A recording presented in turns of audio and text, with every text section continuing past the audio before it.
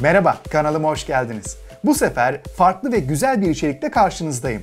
iPhone çerçevesi inceleyeceğiz. Pardon, içerisinde iPhone olan bu çerçeveyi inceleyeceğiz. Vakit kaybetmeyelim ve detaylara geçelim.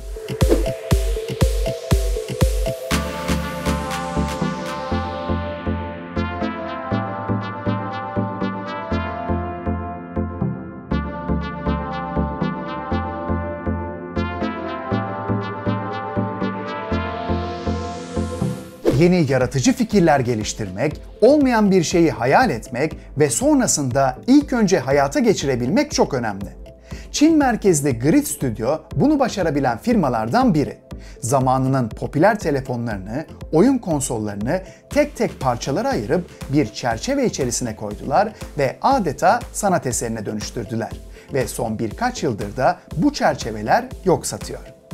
Grid Studio'nun birinci jenerasyon iPhone'dan iPhone 10'a, BlackBerry'den Nokia'lara, oyun konsollarından akıllı saatlere kadar geniş bir ürün yelpazesi var. Çerçevelerin fiyatları içerisindeki cihaz ve modele göre değişiyor. $139'dan başlıyor ve $400 kadar çıkıyor. Bu kanalda çok sayıda inceleme videosu hazırladım ve rahatlıkla şunu söyleyebilirim ki Grid Studio kargo ve paketleme konusunda seviyeyi en üste taşımış.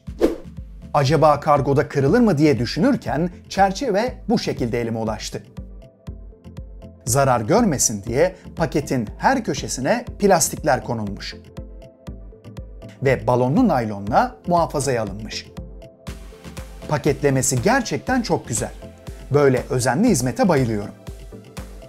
Kutudan bir teşekkür mektubu, çekilişe katılmak için bir QR kodla indirim kuponu ve çerçeveyi duvara asabilmeniz için çiviler çıkıyor. Kurdele soğuk mühürle sabitlenmiş. Üzerine bir de çiçek eklenmiş. Mührü kırmaya kıyamıyorum. Çerçevenin üzerinde plastik bir koruyucu bulunuyor. Ve karşımızda Grid Studio iPhone 4S. Siyah, ahşap bir çerçeve tercih edilmiş. 32 santim yükseklik, 44,5 santim genişliğe sahip. 3 santim de kalınlığı var. A3 kağıt boyutunda. Zamanında severek kullandığım iPhone 4S'i bu şekilde görünce biraz hüzünlendim. Tüm parçalar bilgileriyle birlikte özenle beyaz fonun üzerine yerleştirilmiş. Ön ve arka kamera, ekran, kasa, home, ses, güç tuşları, SIM kart slotu, kulaklık, mikrofon, anakart ve batarya. Açıkçası kargoyu beklerken çerçevenin kırılıp içerisindeki parçaların da düşebileceğini zannetmiştim. Ancak öyle bir yapıştırıcı kullanmışlar ki parçalar yerinden dahi oynamamış. Tüm parçalar eski, temiz kullanılmış telefonlara ait. Sadece tehlike arz edebileceği ve kargoda problem olacağı için orijinal batarya yerine model bir batarya kullanılmış.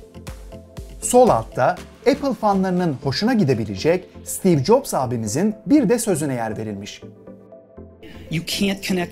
İleriye bakarak noktaları birleştiremezsiniz. Bunu sadece geriye bakarak yapabilirsiniz. Bu yüzden noktaların gelecekte bir şekilde birleşeceğine güvenmelisiniz. Bu videoyu izledikçe evinizin bir köşesinde kalmış veya vermeye kıyamadığınız telefonlar aklınıza geldi değil mi? Ben de şunu düşündüm.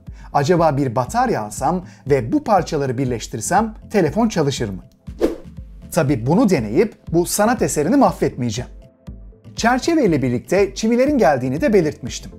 Dilerseniz bu çivileri kullanarak, dilerseniz de bir iple çerçeveyi duvara asabilirsiniz.